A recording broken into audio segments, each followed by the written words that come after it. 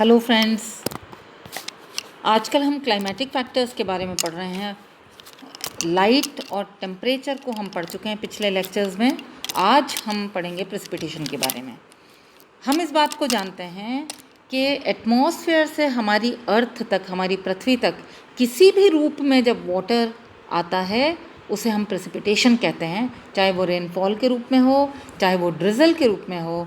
Drizzle यानी बहुत छोटी बूंदें जो कि दैट फ्लोट्स इन एयर, चाहे वो स्नो के रूप में हो, जैसे भारत में हिमालयाज़ हम देख सकते हैं जहाँ पर स्नो फॉल होती है, चाहे वो ग्लेस के रूप में हो, यानी जो पानी गिरता है 0 डिग्री टेम्परेचर सरफेस पर वो एक कोटिंग बना लेता है। स्लीट के रूप में हो सकता है, रेन ड्रॉपलेट्स हैं छोटी छोटी, लेकिन वो फ्रोज़न हो जाती हैं एटमॉस्फेयर में ही और फ्रोज़न ड्रॉपलेट्स गिरती हैं अर्थ पर। चाहे वो हेल के रूप में हो, यानी लंप ऑफ आइस जो कि 8 मिलीमीटर से अधिक साइज़ का होता है।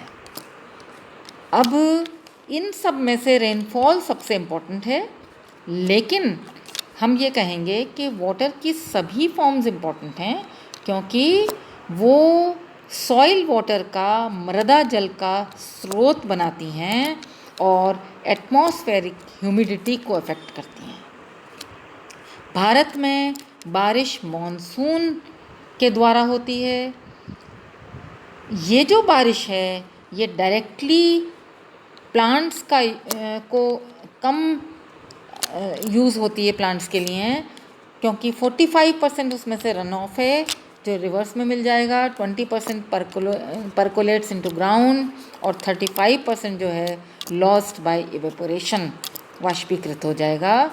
रेन की इंटेंसिटी की यदि हम बात करते हैं, उसकी तीव्रता की यदि हम बात करते हैं, तो हम जानते हैं कि हैवी रेन्स होती हैं। हैवी रेन्स तब कहेंगे जब more than 75% millimetre per hour बारिश हो, 1 घंटे में 7.5 मिलीमीटर से अधिक बारिश हो, जिसको कि हम रेन गॉस से नापते हैं। मॉडरेट रेन और लाइट रेन, ये साइड में मैंने हाइड्रोलॉजिकल साइकिल बनाया है। हम ग्राउंड वाटर से शुरू करें, जो लिक्विड फॉर्म है, उस ग्राउंड वाटर से इवेपोरेशन होगा। अगर वाटर बॉडीज़ हैं तो उनमें से इवेपोरेशन होगा, और यदि वो प्लांट्स से जाता है तो वो ट्रांसपिरेशन कहलाता है। ये जो गैशियस फॉर्म है वाटर वेपर के रूप में, वो जब कंडेंस होती है तो क्लाउड का निर्माण होता है।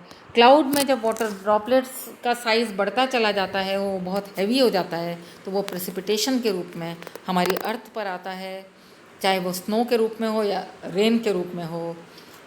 ये जो है सरफेस या रन ऑफ वाटर हो सकता है, और उसमें से परकोलेशन भी होता है, इन्फिल्ट्रेशन भी होता है, लेकिन जो ऊपर बहता है वो ग्राउंड वाटर है जो वाटर बॉडीज़ में है।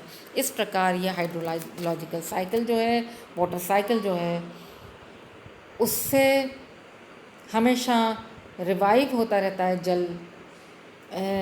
इसका फ़ोटो मैंने दिया है। अब हम अगर भारत में देखें तो जो भी वेजिटेशन टाइप्स हैं या टाइप ऑफ एनिमल्स, यानी एनिमल्स की प्रजातियां हैं, वो कैसी होंगी, किस फॉरेस्ट में, किस एरिया में कैसी होंगी, इसमें रेनफॉल और टेम्परेचर के वेरिएशन का बहुत बड़ा रोल है। यदि हम एवरेज रेनफॉल भारत का देखते हैं तो भारत में 300 से लेकर 650 मिलीमीटर तक की बारिश देखी जा सकती है। हाईएस्ट बारिश देखी जाती है खासी हिल्स में, जहाँ चेरापूंजी और मसीनरम हैं, मेघालय में, मेघालय स्टेट में। लोएस्ट रेनफॉल देखी जा सकती है थार डेजर्ट में। ये जो मैंने माउंटेन का डायग्राम बनाया है, जो ये शो कर रहा है कि लोअर रीजन में माउंटेन के बारिश कम है, लेकिन मिडिल रीजन जो क्लाउडी रीजन है वहाँ सबसे ज़्यादा बारिश है, और अपर रीजन में बारिश कम है या स्नो या आइस जमी रहती है। हम वाटर रिक्वायरमेंट के हिसाब से प्लांट्स को क्लासिफाई कर सकते हैं हाइड्रोफाइट्स, मीज़ोफाइट्स और ज़ीरोफाइट्स में। मरुस्थलीय प्लांट्स जिनको बहुत कम पानी चाहिए, और हाइड्रोफाइट्स जो या तो फ्रेश वाटर में ग्रो करते हैं या सॉल्ट वाटर में ग्रो करते हैं, उनकी बॉडी की अलग अलग फिजियोलॉजी होती है, उसी के आधार पर उनकी रिक्वायरमेंट होती है। अब जो सीजनल डिस्ट्रीब्यूशन होता है रेनफॉल का सालाना, वो डिटरमिन करता है किसी भी रीजन की वेजिटेशन को। ये बात दुनिया के लिए लागू होती है, हमारी पूरी अर्थ में हम देख सकते हैं। यदि हैवी रेनफॉल है साल भर तो वहाँ ट्रॉपिकल रेन फॉरेस्ट बनेंगे, एवरग्रीन प्लांट्स वहाँ मौजूद होंगे। यदि हैवी रेनफॉल विंटर्स में होता है केवल, तो वहाँ एवरग्रीन श्रब्स मिलते हैं जो स्टंटेड ग्रोथ वाले और लेदरी लीव्स वाले होते हैं, यानी स्क्लेरोफिलस प्लांट्स होते हैं।